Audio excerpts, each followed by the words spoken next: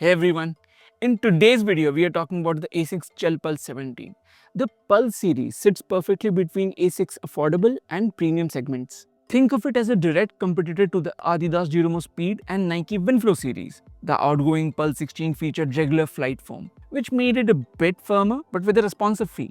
V17 has seen major upgrades. You must have noticed that the Pulse range has an uncanny resemblance with the Nimbus series. But the materials were always inferior, which makes sense given the Pulse is half the price. For the first time, that gap has narrowed. Pulse 17 gives you about 80% of the Nimbus experience in terms of comfort and energy return. Let's talk about it in detail.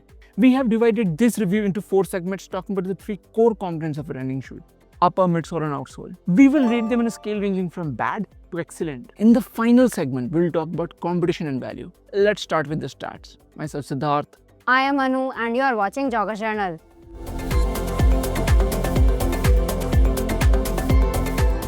The stack height of Asics Gel Pulse 17 is 38 in the heel, 30 in the forefoot with a drop of 8 mm. It weighs 271 grams in UK size 8 and comes at a retail price of 8,999.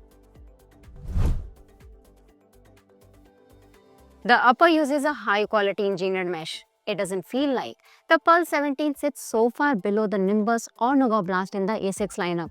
The mesh is super soft to the touch and the build quality is solid. Once you are running in these, you would easily mistake them for a high-end daily trainer. However, there is ample padding in the upper which feels thick and built up that leads to below average ventilation. The fit is precise with a spacious toe box for regular width feet. You get pull tabs on the heel and tongue, though the tongue feels unnecessarily thick and isn't gusseted. Asics has put some thought onto the laces as they have a wavy pattern to prevent them from coming undone. Breathability is the only issue we can think of.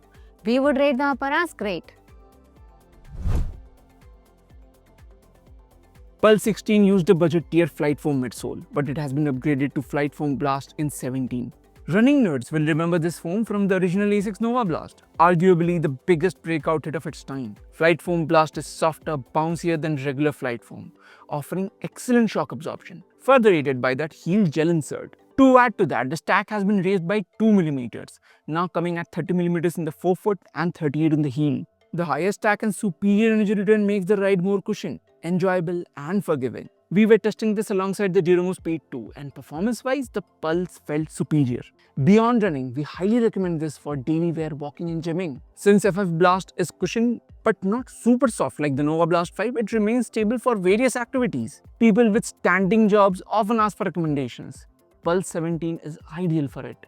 Whenever you add millimeters to the stack height, you usually add weight. 17 is about 20 grams heavier than the 16. We specifically tested the TR version, which comes in at 303 grams. Pulse 17 is best for locking in a pace on medium to long efforts rather than intervals or sprints. For pure speed, Pulse 16 is better, but the 17 is far more protective. This is a mid-tier daily trainer built to last. Be it the upper, midsole or outsole, you should be able to easily rack 800 kilometers or more in these. Brands introduce their latest and greatest foams in their top-tier models, and with time, these foams trickle down to more reasonable offerings. FF Blast is not a new foam by any stretch of the imagination. Considering this, the midsole is good.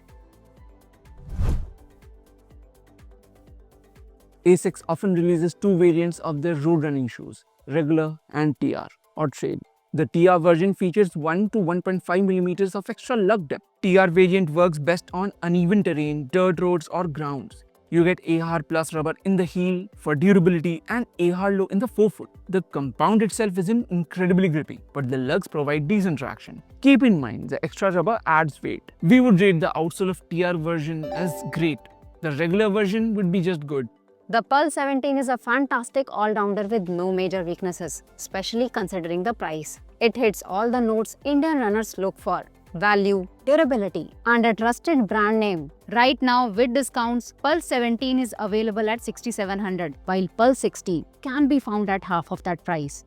We believe that at 4 to 4.5K, the latest Pulse offers incredible value. Would suggest to wait for a price drop. The first comparable shoe is the Adidas Duramo Speed. Both shoes share several characteristics: decent foam, a weight around 300 grams, durable build quality and a similar MRP. During our testing, the Duramo's ride felt a bit more cushioned, whereas the Pulse 17 felt bouncier. In our opinion, the Flight Foam Blast in Pulse is superior and the upper feels more premium. Obviously, Duramo Speed is currently available at much better discounts. But if the Pulse drops to around 4500 price range, we would recommend the Asics over Adidas. The second shoe is the Nike Winflow 12, which was also recently launched in India. The updates on version 12 are somewhat similar to the Pulse 17, with the primary focus being additional cushioning provided by an increased stack height. Like the Winflow 11, the midsole is still made of Cushlon 3.0, but it now features a 41-31mm stack, making it ultra high. This shoe is best suited for slow recovery jogs and easy runs rather than pushing the pace. Its weight has also increased to 322 grams, which is significantly heavier than both the Duramo and the Pulse. If you need more cushioning, then Winflow would suit you better. If you require a balanced daily trainer that can handle a wide range of paces, then Pulse 17 is the best in this segment. See you in the next one. Thank you and goodbye.